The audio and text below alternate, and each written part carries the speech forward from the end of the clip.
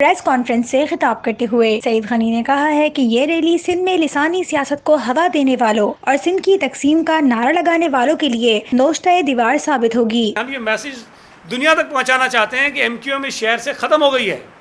M Q M کو لوگ مسترد کر چکے ہیں۔ ایم کیو ایم کی نفرت کی سیاست اب اس کراچی کے شہریوں کی سیاست نہیں ہے۔ ان کی زبان کوئی ہو، قومیت کوئی ہو، تعلق کسی علاقے سے ہو، لیکن جہاں وہ صوبہ سندھ میں رہتے ہیں تو سندھی بن کر آپس میں ایک دوسرے کے ساتھ مل جل کر رہیں تاکہ ہمارے صوبے میں، ہمارے شہر میں امن ہو اور ہمارا شہر اور صوبہ جو ہے وہ ترقی کر سکے۔ تو ان سازشوں کے خلاف اس ریلی کو ہم کامیاب بنائیں گے۔ میں یہ بات یقین سے کہہ سکتا ہوں کہ ایم کیو ایم نے جو ایک ریلی نکالی تھی پچھلے دنوں، وہ بری طرح فلاپ ہوئی۔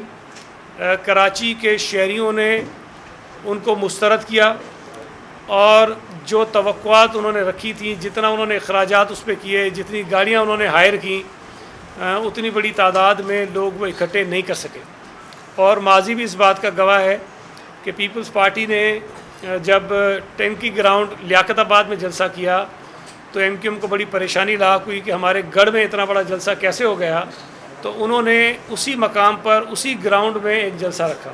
ان دونوں جلسوں کی فوٹیج ضرور نکالیں اور دیکھیں کہ پیپلز پارٹی کے جلسے کے مقابلے میں ایم کیو ایم کی جو جلسی تھی وہ 10% بھی نہیں تھی۔ انہوں نے کہا کہ ایم کیو ایم دہشت گرد جماعت ہے اور اسی لیے اس شہر اور صوبے کے عوام نے انہیں سیاسی طور پر مسترد کر دیا ہے۔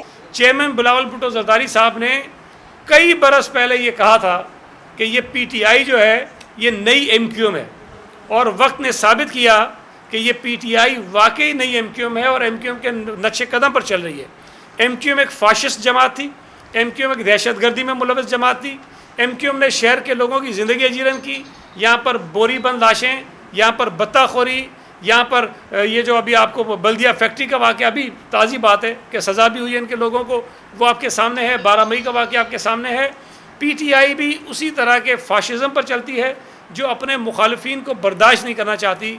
جہاں عدالت یا دیگر ادارے اپنی بنیادی ذمہ داریوں کو چھوڑ کر کوئی اور کام کریں گے تو ان پر تنقید ہوگی۔ اسی لیے ہم یہ بات بار بار کہتے ہیں کہ ہر ادارے کو اپنی آئینی حدود کے اندر رہ کر کام کرنا چاہیے۔ نہ ہم یہ چاہتے ہیں کہ ان کے اوپر تنقید ہو، نہ یہ ان کے حق میں کہ ان کے اوپر تنقید ہو، لیکن اس کے لیے آپ کو بہت ساری چیزیں دیکھنی ہوگی۔ جماعت اسلامی کے جائز مطالبات پر بیٹھ کر بات ہو سکتی ہے۔ Jamaat Islami M Q M کی طرح لسانیت اور تقسیم کی بات نہیں کرتی۔ ہم اپنے اردو بولنے والے بھائیوں اور بہنوں کو یہ بتانا چاہتے ہیں، باور کرانا چاہتے ہیں کہ ایم کیو ایم نے ماضی میں جتنا ان کو نقصان پہنچایا ہے شاید کسی اور جماعت نے کسی اور وجہ سے ان کو نقصان نہیں پہنچایا۔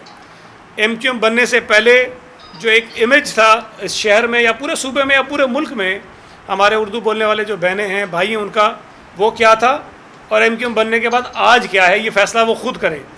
کسی بھی سیاسی جماعت کے جینون اگر کسی کو ایشوز ہیں نا، ہمارا اختلاف بھی ان سے ہو، لیکن ٹیبل پر بیٹھ کر بات کی جا سکتی ہے۔ لیکن اگر ایم کیو ایم یہ کہے گی کہ الگ صوبہ دو، اس پہ بات نہیں ہو سکتی ہے۔ ایم کیو ایم اگر یہ کہے گی کہ اردو بولنے والے ہم ان سے نفرت کرتے ہیں، ہم کراچی میں کام نہیں کر سکتے ہیں، تو ان چیزوں پر بات نہیں ہو سکتی ہے نا۔